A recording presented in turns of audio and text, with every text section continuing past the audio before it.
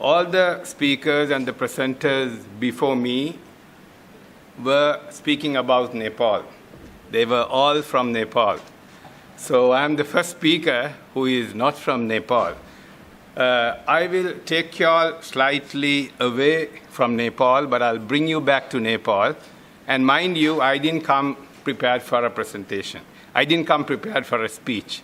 When the second secretary, Mr. Krishna, told me to speak, how can I say no for such a lovely friend? First of all, Sri Lanka and Nepal are two different countries because as Nepal has certain natural difficulties like the landlockedness, we don't have that problem. We are an island. We have several ports. And Sri Lanka has already started branding. I would like to touch on branding because Mr. Krishna talked about branding, and you can't market without branding. For Sri Lanka, the largest foreign exchange earner at the moment is expatriate remittances. We have only 21 million population, but about 2 million of our population is living out of Sri Lanka and sending a lot of money in. So $7.5 billion is what we earned from expatriate remittances last year. Then the three major foreign exchange earners in Sri Lanka for last year was tourism, garment apparel, and tea of course, which has been there continuously. Last year, we earned roughly $4 billion from garment and apparel. We actually add a lot of value, but we don't have famous international brands, which Sri Lanka owns at the moment. But if you take Victoria's Secrets, if you take St. Michael's, if you take Van Heusen, when you look at the shirt, when you buy from London, Marks and Spencer, it will be either made in Bangladesh, made in China, made in Vietnam, or made in Sri Lanka. So we go and buy paying 4 or 5 times more than what we should pay. Why? It is branded. Then it is tourism. Tourism, last year, we earned more than $2 billion because it's an amazing country. I'm not saying because I'm a Sri Lankan. I would love if you all just go and experience Sri Lanka. It's a small country where you have everything. And within few hours, you can go, whether it is the beach, whether it is the safari, whether it is the cold weather, everything is available in Sri Lanka. And I believe it is one of the safest countries today in the whole world. All of you know South Asia has a lot of turbulences at the moment, but not in Sri Lanka. Then when we come to, I will come to tea now, and then I'll touch it with branding. Well, Sri Lankans are very proud to say that Ceylon tea comes from Sri Lanka. And to an extent that there are remote countries in the other end of the world who does not know what Sri Lanka is. When we say Sri Lankan, we go to a hotel and we try to check in. Sri Lankan? Where is Sri Lanka? Is it inside India? Then we say, no, it is at the tip, at the southern tip of India, but we have about 20 kilometers below India, the Bay of Bengal. And Ceylon tea comes from there. Oh, Ceylon tea. Oh, it comes from your country. Well, they know Ceylon tea more than Sri Lanka. So we are very proud about Ceylon tea. And also, Sri Lanka is very famous about cricket. I think Nepal also probably will get into cricket like the Bangladesh very soon. Now, I would like to take you all quickly to branding. There are two types of branding, I would say, major categories of branding.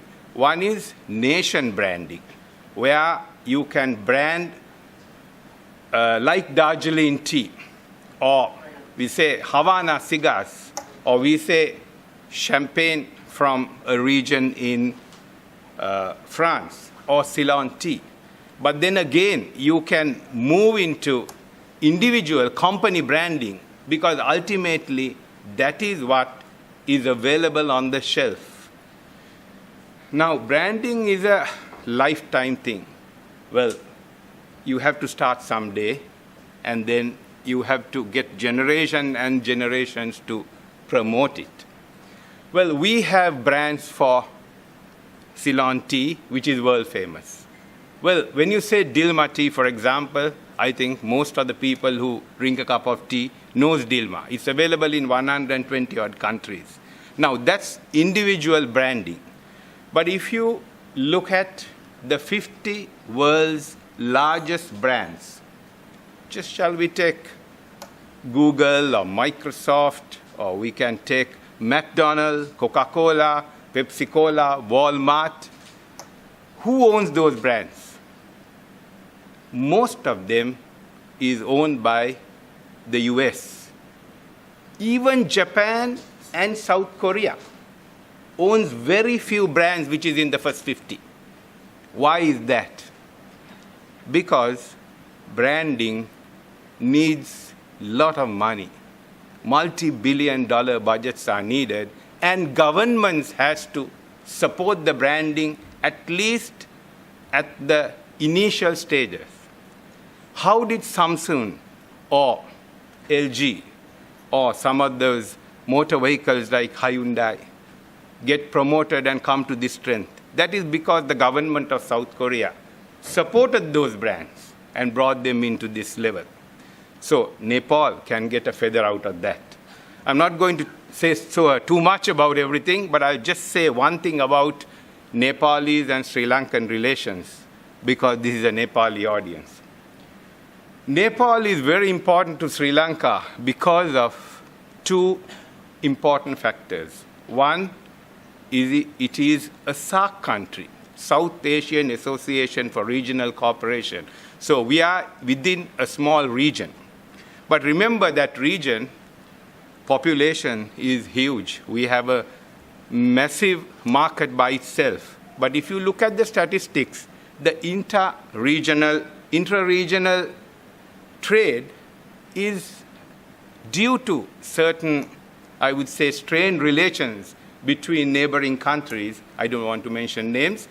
Well, I think the trade is not growing. That's unfortunate.